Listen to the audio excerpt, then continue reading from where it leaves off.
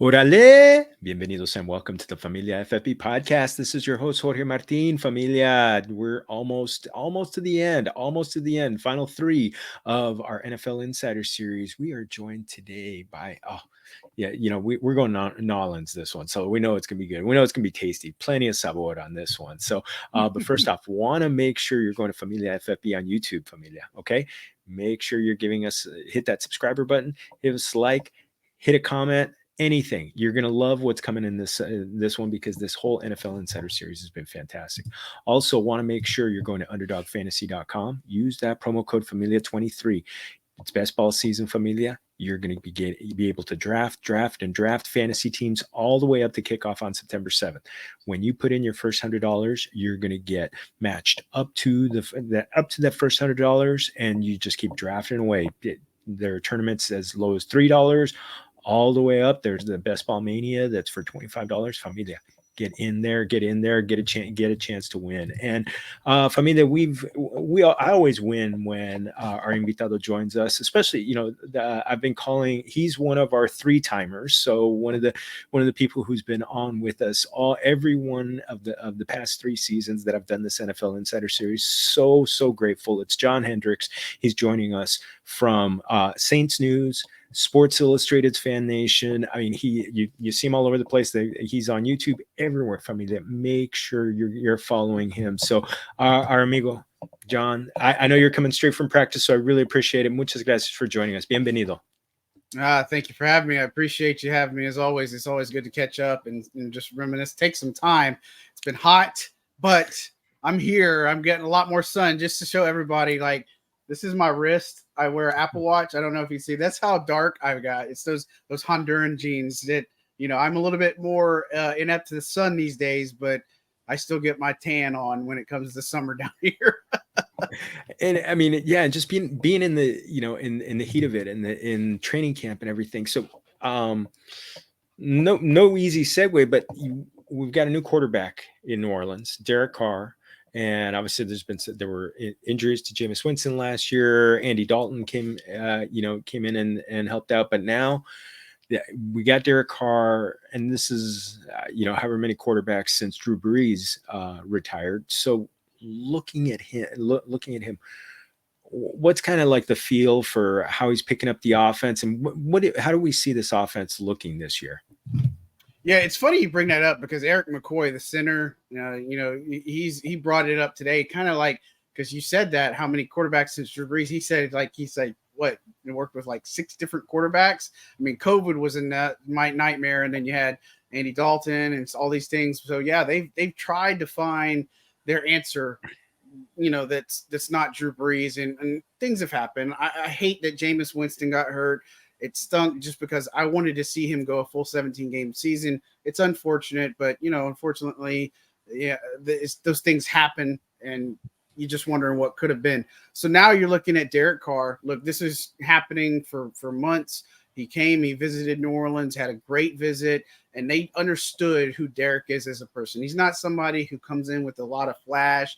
He joked, he said, like, when they went to dinner, they matched the restaurant of how his mood is. He's a shorts and t-shirt type guy, not like get all fancy and, go to a down in New York, a 5-star steak restaurant or anything. Just this guy's easy, go with the flow. Him and his family, they fell in love here. Dennis Allen, he was always their top target. Obviously, they didn't execute a trade from the Raiders to get him, for a lot of different reasons, but he ends up coming to New Orleans. He's been great since day one. The locker room has changed, the mood, the personalities. Everybody just feels a lot of joy by having Derek Carr in this building. And look, it draws parallels to what Drew Brees' career trajectory. I mean, of course, Drew Brees, he hurt himself, and it was just in San Diego. Saints take a chance on him. He ends up being the best thing since sliced bread, brings the Super Bowl, all those types of things.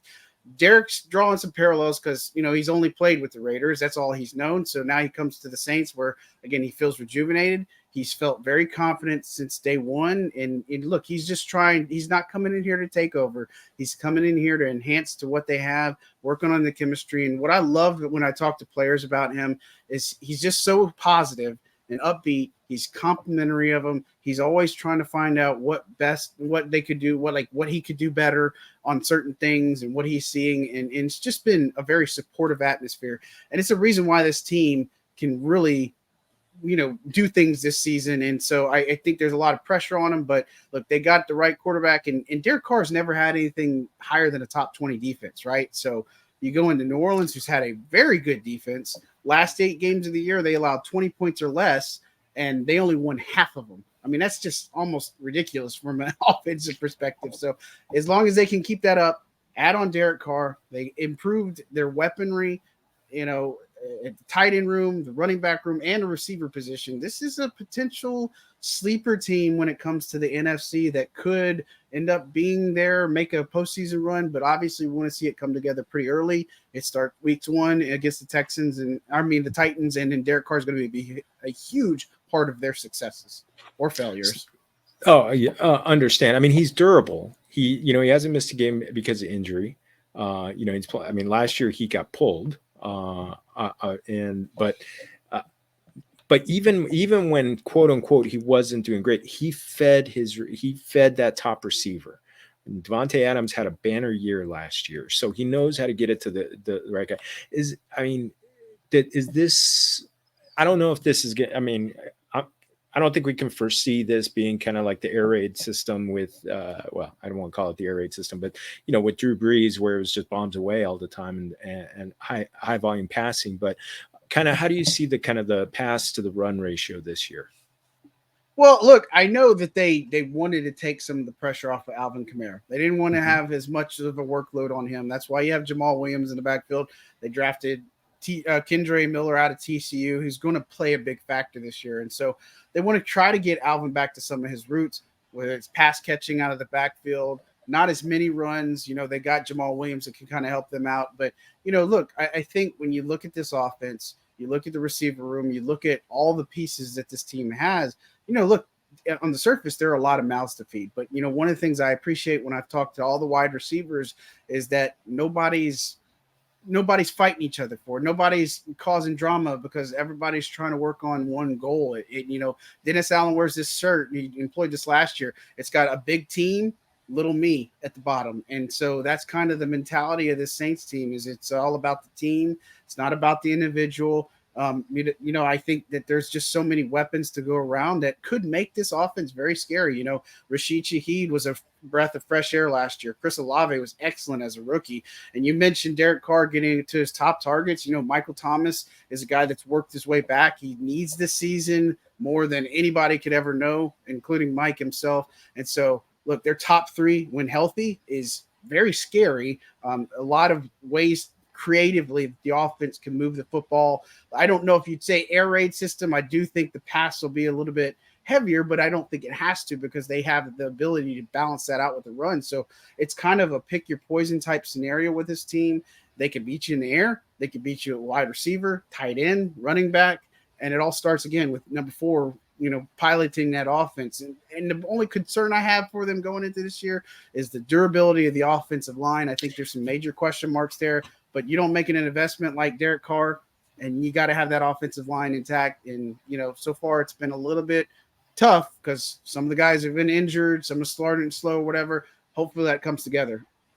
No, that's fantastic. So you touched on the running backs a little bit, kind of Kamara not getting as much work. So I want to start with that because the last 2 years he got over 200 carries, but when he was just fantasy dynamite, he was in that 170 to 185 range with getting a ton of it was always 81 receptions. There it was. With the addition of Jamaal Williams, who got 17 touchdowns last year, was very much a short yardage banger, and then Kendre Miller coming in from college, who's very very much running. Is that going to take some of the load off of him? And I'll ask you about this potential for legal issues later, but yeah, kind of. Is it still looking like Kamara as the focal point? But yes, he's definitely getting support from these guys, and they are going to be factors. Yeah, they're going to be huge factors. I mean, again, and Jamaal Williams is out to prove that, he's not just a touchdown plunger guy. This is a guy in Green Bay. They used him in the passing game and stuff. I mean, this is a guy that can do more. Same thing with Kendre Miller. They didn't do a lot of passing over at TCU that involved him, but he's growing there. He's explosive. He has the ability. His contact and balance, like when he gets contact, his balance is incredible. Something similar to Alvin Kamara. But look, they have a nice three-headed monster that can really work and complement each other. And look, I think Jamaal Williams, it's funny because Detroit had a chance to bring him back, but they weren't going to pay him like enough. And it was almost like an insult is kind of what he said. And so it's funny with all these running backs and the contracts and stuff. Jamaal actually came out kind of ahead with the way his contract is set up and with all these other guys kind of fighting right now. But look, I think Kamara, it's more of reminiscent of what they had. They have a 1-2 punch with him and Jamaal Williams. And honestly, Kendre Miller, I think he's going to cut into the target share. And again, I know that drives you crazy if you're a fantasy owner, but again, having three running back system that can do things when they're called upon makes for a nightmare scenario because you can't just stack the box against these guys. You have to be able to guard the pass. You can't just guard the pass because they have the talent to run the football. And we didn't even talk about Taysom Hill running the football, right? That's a big deal. That's something that's going to happen in this offense. The QB powers, the read options, all those types of things, those are still going to happen on this team. So this Saints rushing attack, even though the offensive line was a little bit, in and out because of the injuries and stuff, they still had a formidable run and attack. I just, it needs to stay intact for them to have success this year. I think they've been a strong running team to start off training camp. I've seen a lot more success on the outside, which is something I didn't really see last year. So I think the potential's there because, you don't run Alvin Kamara between the tackles. I mean, you can, but it's just not, or in the middle, it's just not really where you want to run him on the inside. You want to run him on the outside. You want to give him creativity, some balance, some vision, all those types of things. But, look, this is shaping up to be a very talented backfield, something the Saints just have not had in a long time. Yeah, and it seems like when they have more guys contributing in the running game other than Kamara, he's at his best. And does he look? I mean, you've watched him throughout his career. Does he seem to have like the same burst that he had earlier? Yeah, looks good as a route runner. He looks like he's still got some burst. And, look, I think that we will want to see that on the field and see it on Sunday. But, look, he's coming off of a couple of odd, weird years, right? And 1 year where he played hurt. He got hurt in Jacksonville, and he still played through that. Just hasn't been the dominant player like he was when his first couple of years with this offense. And I think part of that was, you remember – they had a three-headed monster or a two-headed monster. Him and Mark Ingram were a boom and zoom combo, right? And so they've tried over the years to get some. It just hasn't worked out, whether it's injuries. Last year at this time, the depth chart was just kind of a little bit iffy and suspect. And Mark was, he's a veteran. He's a great story. And they traded for him the year before, and he can do things, but obviously it's not the same impact as a guy like a Jamaal Williams or a Kendre Miller coming in here that can really take that pressure off of Alvin on an every down guy. And look, his usage last year was just off the charts, like just in the sense of it'd be third and manageable, or it's a red zone goal line situation, and he's not in the game. So that just doesn't make sense to me. He's one of your best players, mismatch for a lot of defenders, and you just didn't have him in the game. So I look forward to that, where he might not take a ton of carries. He gets used in the right spots for this offense. Oh, fantastic. Well, last year you helped me help a lot of people. I don't know if you know this. You gave me just a glowing review of Chris Olave's early work in camp. How you said this guy is the future, and so now he's going to have that wide receiver one target on him, and looking at that, could he be even with assuming there's a full return to health for Michael Thomas, who I'm going to ask about next, but is he the clear number one, and could we be seeing a season getting 140 or so targets out of him?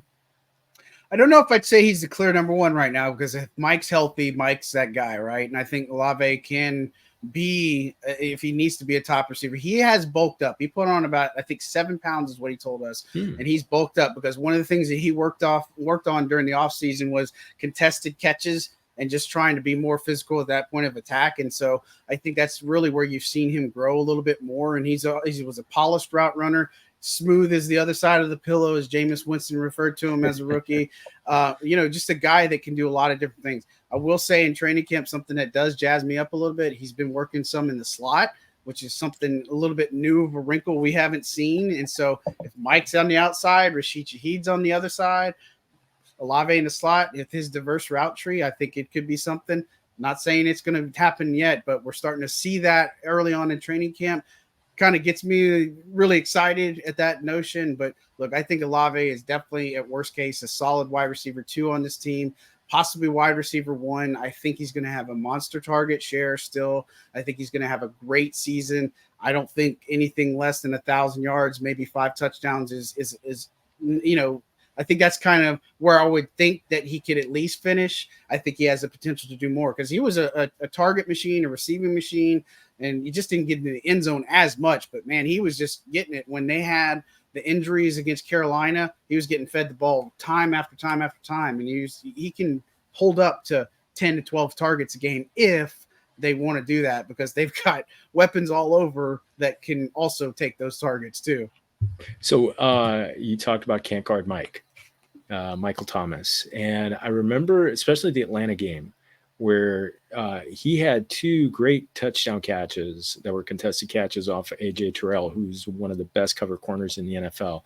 And Jameis Winston put the ball on the money both times. Just when you see that, it makes you think, oh, it's still there. It's still there. I mean, there was some question marks that he's healthy, but it looks like he's healthy, right, at this point? Yeah, I don't know if I'd say he's 100% healthy. I just can't say that. And Mike talked to us today, so he kind of alluded to that. But if you would have told me he's not 100% right now, I would never know, because he looks good. He looks strong in his breaks. He looks strong on his route running. He's been a full go of training camp since day one, which is really important. I love the fact that last year he's a guy that I talked and hyped up in training camp because he looked like Michael Thomas, right? And so it was unfortunate to see the injury. Last year against the Falcons, didn't start the best for Michael in the first half, but he really turned it on in the second half, especially those big touchdowns and stuff. Again, he needs this season. This is a guy that had a Hall of Fame trajectory written all over him before all these injuries piled up. And it's been a few years, and now he's kind of banking on himself to do it, because I don't want to say this is the last time that he can make a run at it. But look, he has a good season, a good season, and he doesn't have to have 1,000 yards to do that. But I think that getting into the end zone is huge for him. Getting receptions, targets, being Derek Carr's top target is going to be key for him. They talked about the lack of moving the chains and contested catches last year. Mike's a guy that can do both of those for you. I think he looks really good so far. I think he looks strong. And if he's saying he is not 100% healthy, then you're kind of fooling me, because I think he looks good. And from everything that we saw, I'm just waiting for Mike to take it into overdrive, because that's how Michael Thomas is as a player. He's very competitive. He's always going to have a chip on his shoulder. He's always going to try to deliver and outdo whoever he's facing against. And I look forward to the day where I could say, okay, week 1, Mike is back. He's got 6 catches, 100 yards, a touchdown. Like, we can just kind of breathe a sigh of relief. And so I think that pressure is going to come off him a little bit with all the weapons they do have around him too. Oh, it's fantastic. Before I ask you a question about the tight ends, Rashid Shaheed, kind of a sleeper? I would say so. Yeah, absolutely. And, look, if you're drafting, again, the concern is if you play fantasy, it's going to be a nightmare to figure out who you start. And you're going to basically say it's a risk or reward, just like Taysom Hill. It's a boom or bust sometimes. I love Rashid Shaheed in year 2. And the biggest thing that I tell you about him and a lot of these guys, they're playing with confidence. And so you can see it with Shaheed that he's been hooked up. He's super fast. His route running looks even better. He looks more polished in his route running. He's getting breaks on the ball. He's being able to catch them a lot easier. He's had a couple of go routes where he just gets behind the defense and there's just no stopping this guy. And so Derek Carr bombs to Rashid Shaheed. He could get you a couple of catches in the game. He has a big playability for you. I think he's somebody that continues to just put in more work and just is able to shine through day in and day out. And I'm really excited at seeing what he's able to do in preseason. He can also do return game. We'll see if that's still the case this year, but he's going to give the Saints another element. And so again, all these receivers healthy, it's interesting offensive combination. It's a nice concoction to lead to something really good. No, fantastic. So about the tight ends, I really feel like it's a duo with Taysom Hill and Juwan Johnson. Now, I've been recommending and actually doing it myself, grabbing Taysom Hill in best ball drafts because I don't have to think about it.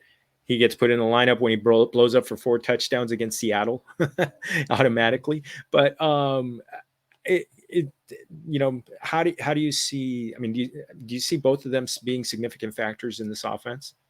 Well, the Saints have said that they have a better understanding of how to utilize Taysom and this year. And the thing about it, similar to Kamara last year, and some of this falls on their offensive coordinator, Pete Carmichael, and he's owned that and such. But, Taysom, I think I looked into it. It was like any game that he had over 20 snaps, Saints were like 6-2 last season. And in the games that he wasn't, I don't know if they even won. I think they're like maybe 0-8 or something like that. But, I'd have to double check. But he makes an impact on the game. He has to see at least 20, 25 snaps. I don't know what capacity that would be at.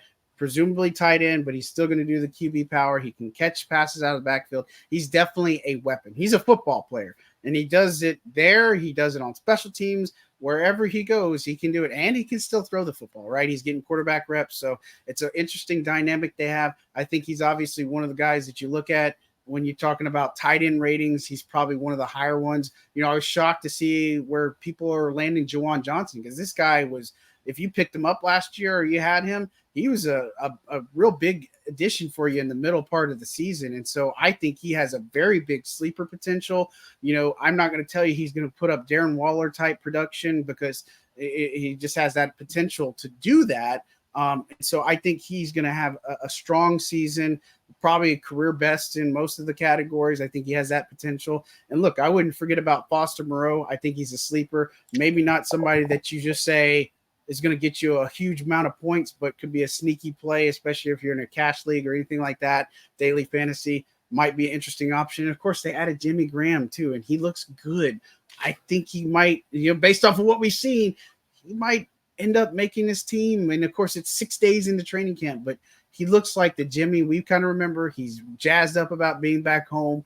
This tight end room is really impressive, really nice addition to have, and just look at how they were last year to this year. It's just so refreshing just to see so many positions that legitimately have you excited. I'm glad you brought up Jimmy Graham because I at first when I saw that he signed, I thought it was going to be one of those one-day contracts to retire with the team. So I love that. I mean, heck, he's a jump ball specialist. I mean, he could just be that guy in the end zone. So yeah. Go ahead.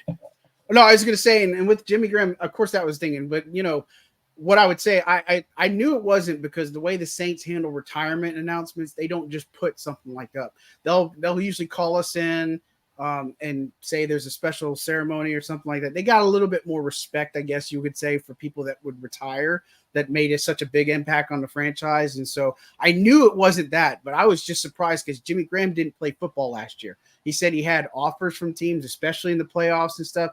And he's kind of just said, I didn't want to play anywhere else other than New Orleans. And I mean, again, it's just, you think about where he was, where he ended up, and then just wasn't really the same when he left New Orleans. And of course, that wasn't his fault because he got traded. But at the same time, he's back. He's 36. But man, he made a play the other day where he trucked the cornerback. I mean, this is vintage Jimmy moments that we're seeing in camp. And so, again, it makes me excited to think of the prospect of Jimmy Graham even just being a small factor in this offense, especially in the red zone. Great. One more weapon I got to pay attention to now. So love it. Too many of them this year. Yeah, exactly. Hey, you know what? It's better than what's been the last couple of years where it's been too narrow and maybe some guys go worn down. You talked about the offensive line. Anything else you'd want to add about the state of the O-line? Yeah, I think a lot of this, the question marks are who's left guard and who's left tackle. Right, just the right side and center position are no problem. Cesar Ruiz, he's all good from his Lisfranc injury. He's good to go. Ryan Ramczyk is a guy that's going to be there. And then Eric McCoy. The left side is really the one that's concerning in the sense of second-year guy Trevor Penning is expected to take the left tackle spot. He's still got some growing up to do. They do have the veteran James Hurst, who could kick inside at left guard. He's played guard. He played guard at Baltimore. And he could also play at left tackle like what they have had him at in recent years. And so Andres Pete, unfortunately, he just has never been able to make it a full season. He got hurt in camp the other day. It's a strained quad. It's minor. But still, it's just one of those things where I've been telling people it's not a matter of if it happens for the Saints offensive line. It's a matter of when, and their depth and their plan B and C has got to be as good as it can be because of the investment you made with Derek Carr. They just can't afford to have him get hit constantly or not be able to open up run lanes. And I feel confident about where their depth is, but again, it's just one of those things of you want it when it looks good with the starters, it's one thing, but outside of that, when something happens, that's where the big concern is going to come into play. Oh, fantastic. You mentioned, you talked about the defense. So the other side of the ball, you talked about it. Derek Carr has not had a top flight defense. This has been one of the best run defenses for several years. Obviously, you got Marshawn Lattimore, who's been dealing with injuries or dealt with injuries last year. What does how are they shaping up against the run and the pass this year?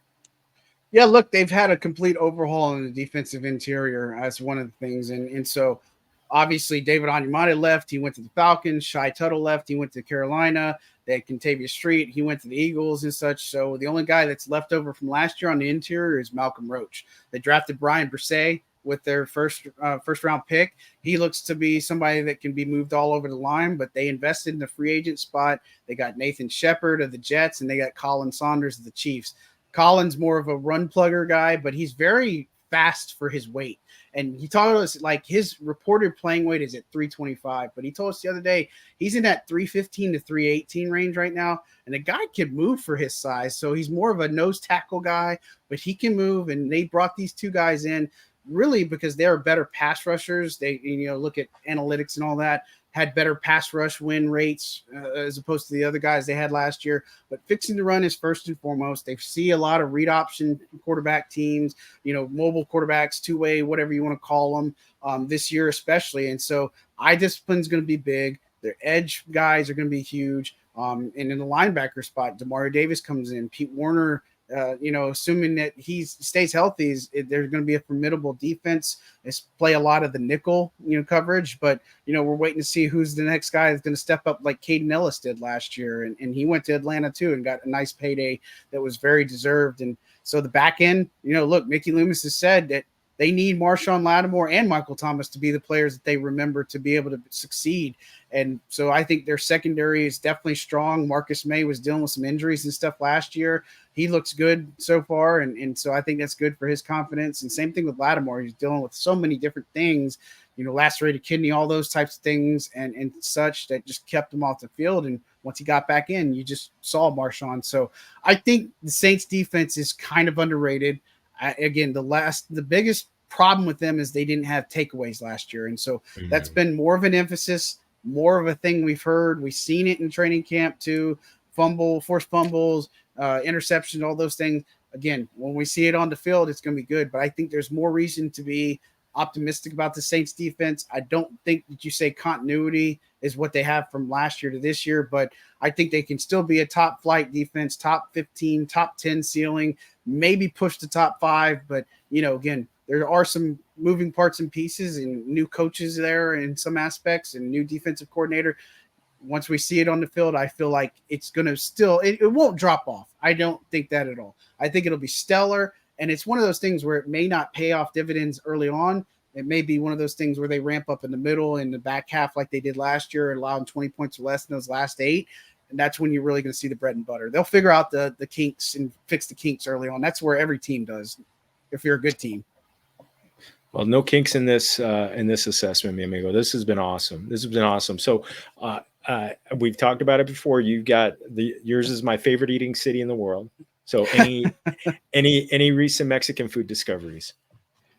I don't know about discoveries, but there's a place I live on the North Shore, and I love this place called Los Canteritos. It's just every time I get there, and then They have a beautiful huevos rancheros, and then obviously just some of their other things they do. It's the chicken plates with the rice and the queso and stuff. It's like it's just one of my favorite things. It just makes me happy thinking about it because I love me some Mexican food. And I mean, they got tons of other ones there. And then, of course, and if you're in New Orleans, Superior Grill's kind of like one of those top ones for authenticity and stuff like that. But, you know, you can find good Mexican food. And most of the ones you can find are kind of those hole in the walls where it's like mama's cooking, you know what I mean? Like mama or grandma's cooking the freshly pressed corn tortillas and all those types of things.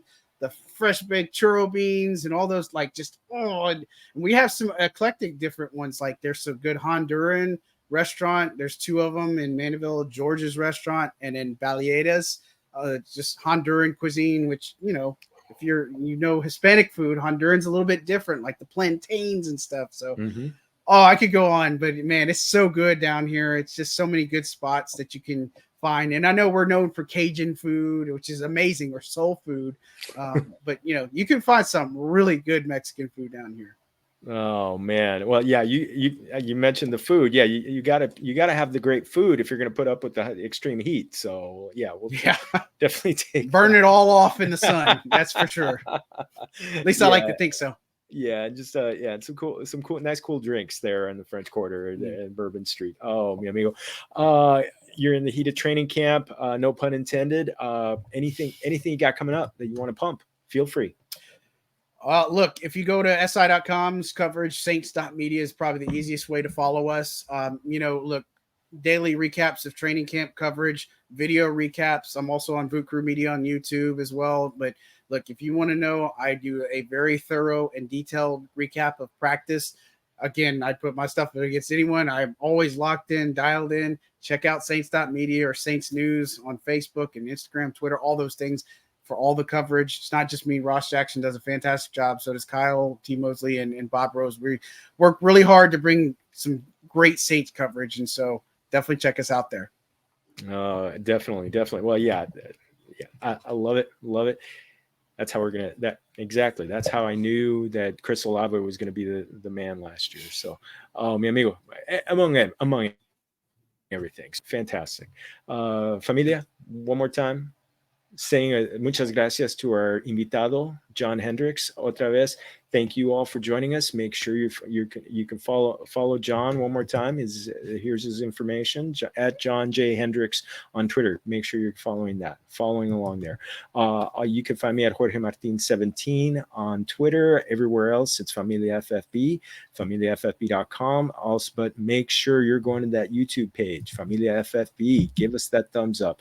Hit that subscriber button, Familia, and I will answer your comment if you want to tell us how great John was as a guest. So also, lastly, just make sure underdogfantasy.com, use that promo code Familia23. Going to get matched up to your first $100.